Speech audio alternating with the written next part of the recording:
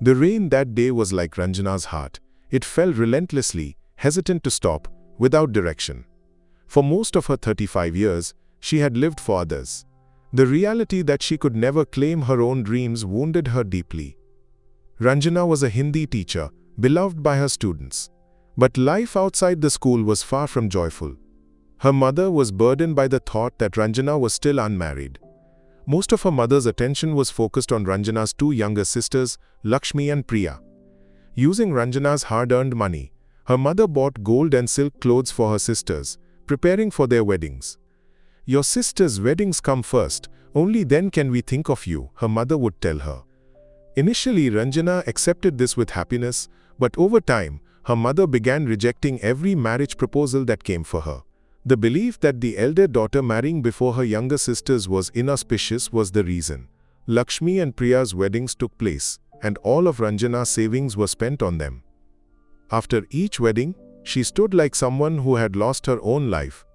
No one noticed. One day when her sisters visited with their husbands, Ranjana welcomed them warmly, but that night, after they left, she stood before the mirror. In it, she saw a girl who loved others, but was loved by no one. The next day, she told her mother, "Amma, I've decided to quit my job and move to another city." "Are you mad, Ranjana?" her mother snapped. "I want to live for myself, Amma," Ranjana replied softly. Despite arguments with her mother, she stood firm. She left her job and home, boarding a train to a new city. Determined to start her life anew, she rented a small flat, which gave her a sense of freedom. Days turned into weeks, weeks into months. Her heart's wounds began to heal. To escape her old loneliness, she decided to start tuition classes in the hall below her flat. One day, a woman brought her 15-year-old son Kevin to Ranjana. Kevin was struggling with his studies. During classes, he was quiet, his face devoid of even a hint of a smile. One evening, after tuition, Kevin hesitated to leave. "I'm scared to go home, teacher. My mother will scold me. I love coming to tuition," he said. His words touched Ranjana's heart. She realized he was experiencing a lack of love at home. Ranjana opened a new world for Kevin. New lessons, stories, and games not taught in school. Kevin shared his sorrows and dreams with her. He spoke of his mother's harsh behavior. Ranjana comforted him. Meanwhile, she met Arjun, a software engineer living on the floor above her flat. Arjun loved talking to children and tried to understand Kevin's struggles. Slowly, Kevin and Arjun became good friends. One day, after tuition, Kevin hesitated to go home. "Teacher, please don't leave me alone until I reach home," he pleaded. Honoring his request, Ranjana accompanied him. His mother spoke rudely to her. That evening, it was pouring rain.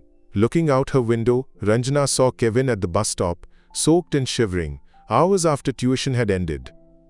"My mother kicked me out, teacher. She said she doesn't need me," he said, his voice trembling.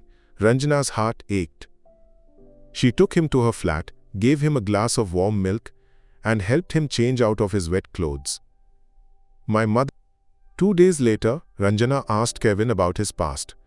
"Teacher, I'm not my parents' real son. I was adopted," he said, crying. This truth shook Ranjana. She felt anger and doubt toward Kevin. She didn't know what to say. Feeling like an abandoned woman herself, she thought she didn't need these problems. "Kevin, you need to leave," she said. His face fell, and without a word he prepared to go. The next night, Ranjana's mind was troubled. Looking out her window, she saw Kevin lying on the road, shivering in the cold, in a frail state. She quickly called Arjun, and they rushed him to the hospital. In that moment, the three became a new family.